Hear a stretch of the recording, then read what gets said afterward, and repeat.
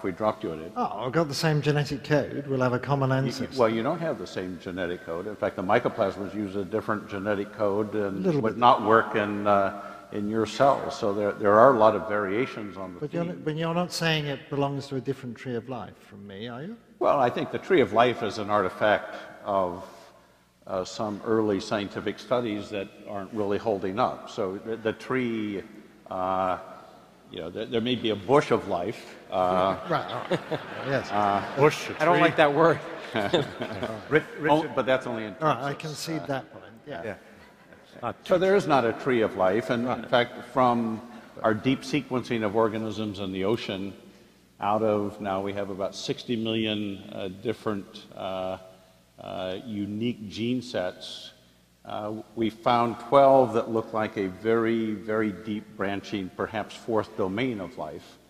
That obviously is extremely rare that it only shows up out of those few sequences, but it's still DNA based. But the diversity we have in the DNA world, I'm not so sanguine and ready to throw out the DNA world. I think we're going to, maybe like Richard was saying, we're going to find the same molecules and the same base systems wherever we look.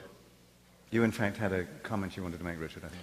Well, it's rather moved on. But I mean, I was just going to say I can't imagine why anyone should think it was an ethical problem. I could see why they might think it was a problem of expediency. You might fear that it would, escape and overrun the world or something. But ethical problem, I can't see. Well, but I'm now intrigued by Craig saying that he.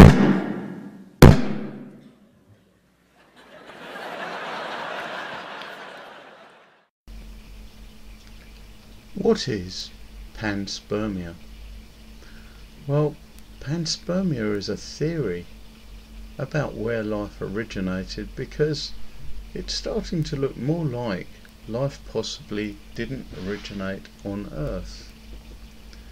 Now, there's only one mechanism that scientists have been able to come up with for the creation of cell walls, and that is that tidal pools advance and retreat and deposit proteins around the edge of the pool, and eventually these proteins might get folded up and trap a bit of prototype DNA inside them.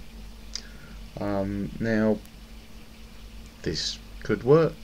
Unfortunately, evidence is also growing for the fact that the moon probably didn't exist orbiting the Earth until, maybe 1 million years or so.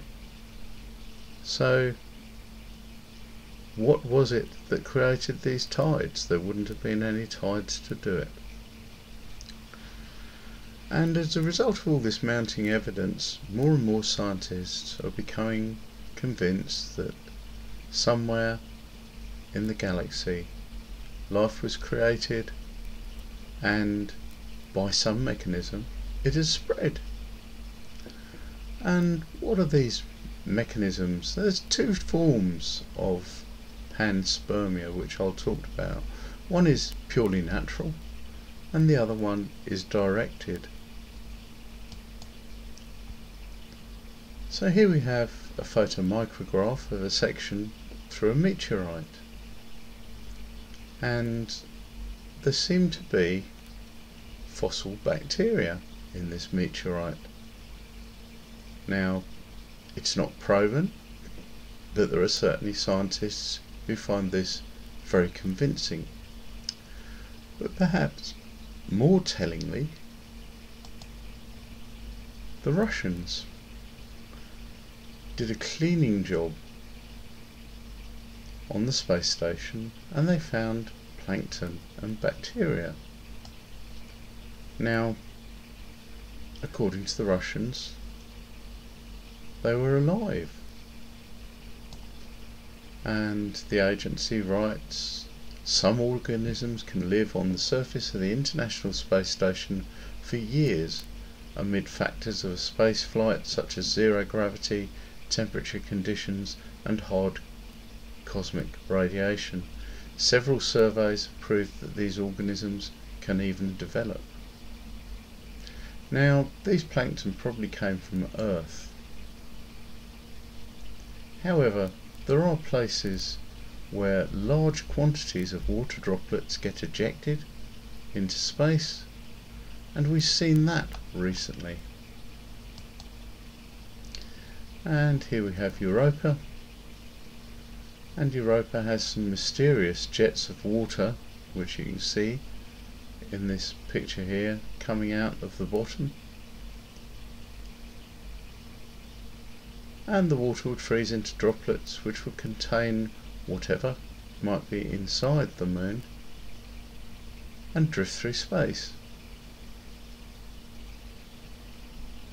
And this is one possible source, and it seems to happen everywhere, because everywhere you've got a planet that consists mostly of water that has ice over the top, you seem to get these geysers, and here are the geysers on Enceladus.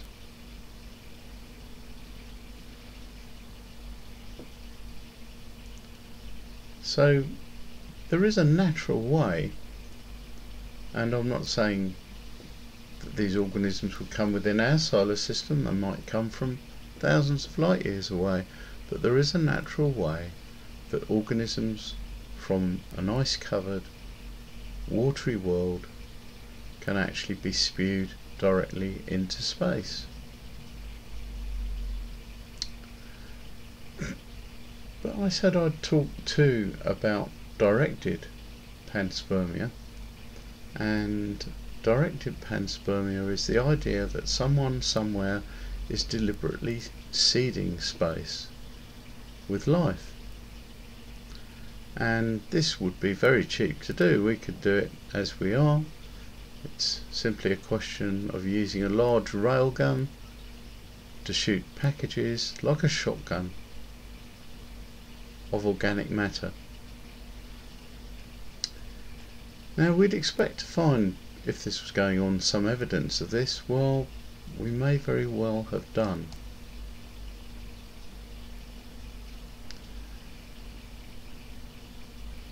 And here we have a microscopic metal globe that was collected by a dust trap in our upper atmosphere as part of a research project. And this metal globe, as you can see, has opened up under the microscope, and it is spewing out organic goo.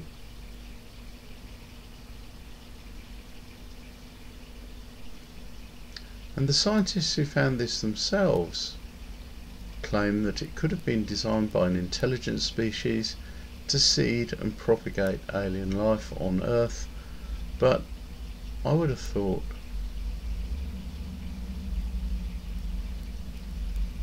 that it's more likely that they're not just aiming it at Earth, they're aiming it everywhere.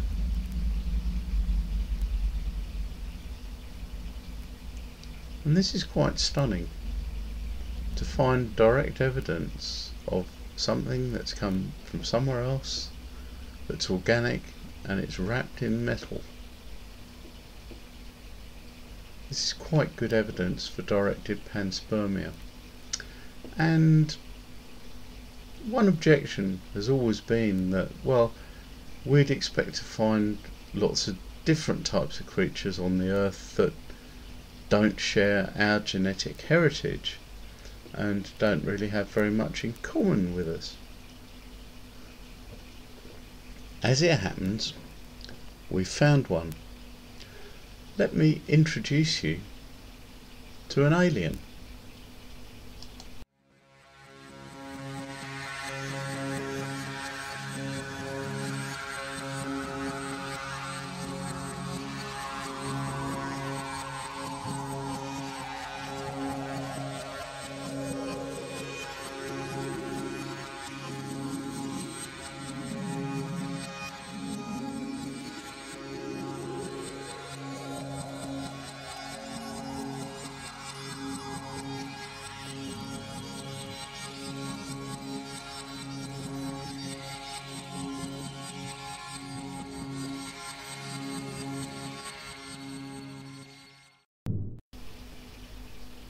Now that strange creature is the comb jellyfish,